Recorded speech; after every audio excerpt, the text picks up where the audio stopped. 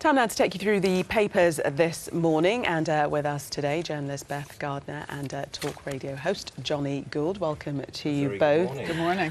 We're starting with the story which I think we'll be talking about for many days to come, and that's the shooting in Dallas. Beth, you've had a look at The Guardian.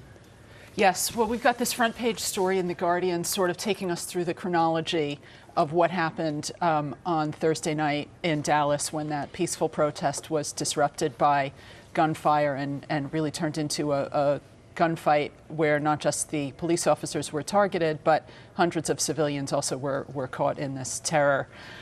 So they take us through that. I also have flagged here a comment from the Attorney General, Loretta Lynch, who's saying that the shootings have left Americans feeling a sense of helplessness, of uncertainty, and of fear. These feelings are understandable and they are justified.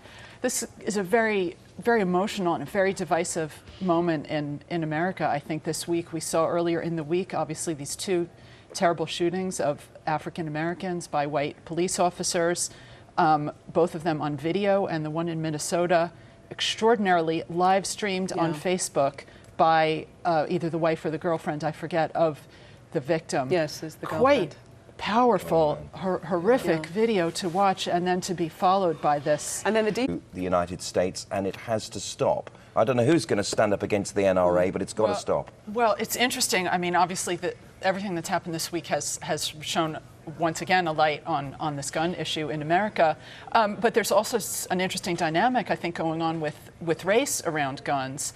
Because what happened with this man who was pulled over for the traffic stop, the victim in Minnesota, he actually informed the officer that he had a licensed gun. And we've heard many times over many years this argument from the pro-gun side that guns contribute to safety, and that a good guy with a gun is the best defense against a bad guy with a gun, and guns make us safer, that's why we need them.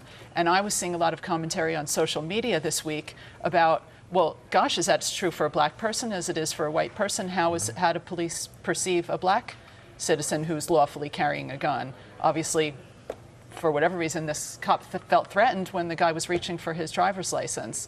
Well, so there's a real racial disparity in perception there. He'd asked him for his license, so exactly. Why would he expect him to reach for it? And here's the guy sort of lawfully telling him, or informing him, I'm lawfully licensed to carry a gun, when we've heard so much from the right about how important that is. The other thing I wanted to say, one of the terrible ironies of what happened in Dallas around this issue of training, is that Dallas is actually known as one of the most progressive police forces that has really done a lot in terms of training their officers and working on community relations. So for that particular police department to be the target of an attack, obviously this was a guy with some mental illness issues, but nonetheless for Dallas to be targeted was, terribly ironic in addition to just the tragedy of it. Okay, we've spent all of our time talking about this, but I mean, still with us, taking us through the papers, Beth Gardner and Johnny Gould. We're going to have a look at the Times now. Beth, a bit of tennis. We're feeling optimistic and positive. I like this headline, no pressure, Andy, but cheer us up. Well, it's been quite a few weeks, hasn't it? I mean, obviously the terrible violence in America that we've been talking about this week,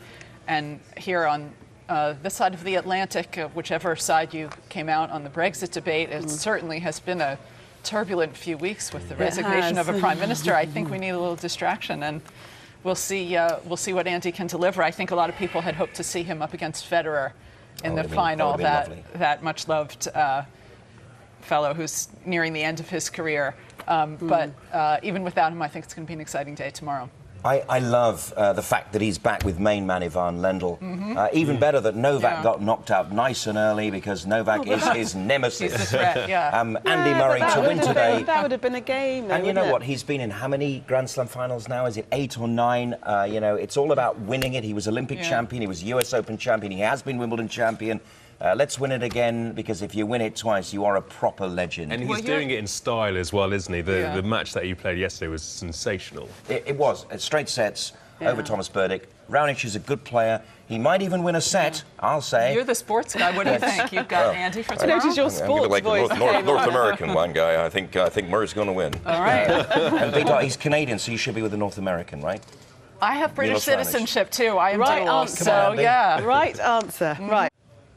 Still with us to take us through their selection of the papers this morning, American journalist Beth Gardner and talk radio host Johnny Gould, who I called inadvertently Spencer before. It's because I was thinking of Spencer too. Quite nice. The thought of all those naked people in Hull completely confused me, yes.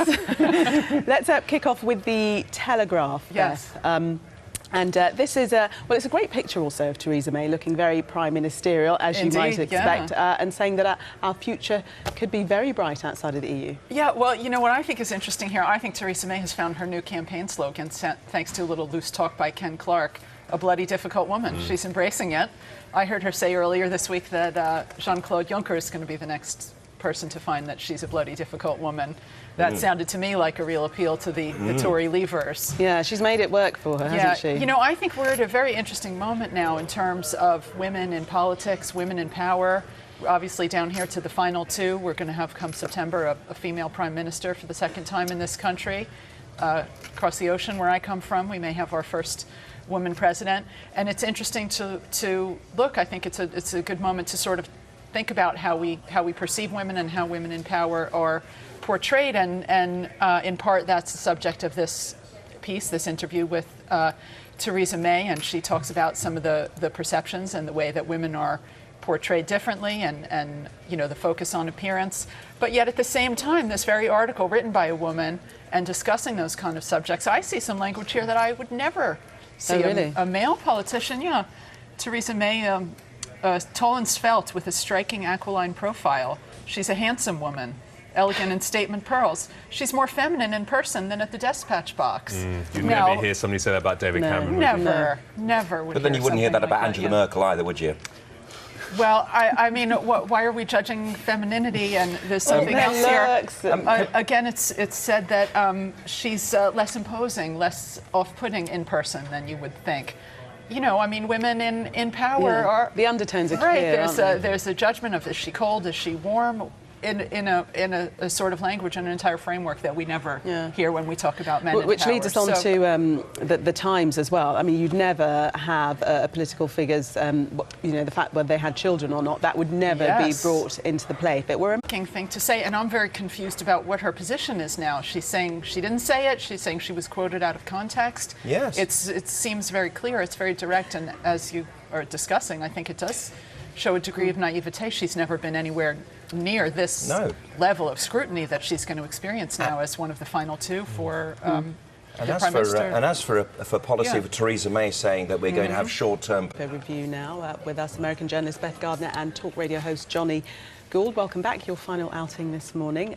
Starting with the Eye, our lead yesterday and today, the events in Dallas and the aftermath, really, and their headline that America's race hate nightmare. Yeah, that's a very stark headline. It really struck me.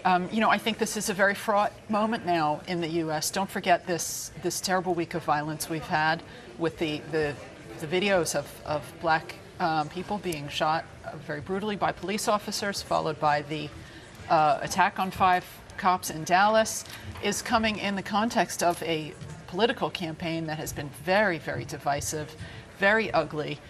You know, and I think what we've seen over the last couple of years, and particularly over this past year in the United States, is as there's been a growing awareness, partly because of the Black Lives Matter movement and partly because of the existence of video and social media that can, you know, spread awareness of what's been going on, at the same, in terms of police brutality.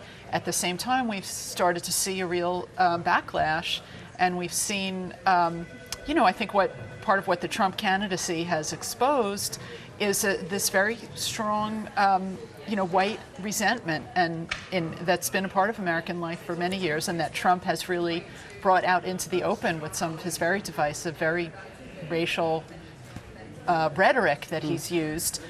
You know, that is not something that's going to help to calm the waters now. And there's been some commentary saying, you know, racial tensions in the U.S. really haven't been this high since the 60s. There is a common theme here, though, and it's the use, the availability, and the willingness to use firearms in America as well. Up until that's addressed, guns are everywhere. There's no indication that this problem is ever going to be sorted out. The gun problem. Yeah. Yeah, well, you know, it's interesting. There has been a significant shift, I think, over the last few years. There's been no action in Washington, in Congress, because of the strong opposition of the National Rifle Association and their power. But I think we have started to see a shift in the politics because for a long time, Democrats and the gun control the Democrats were afraid to embrace gun control.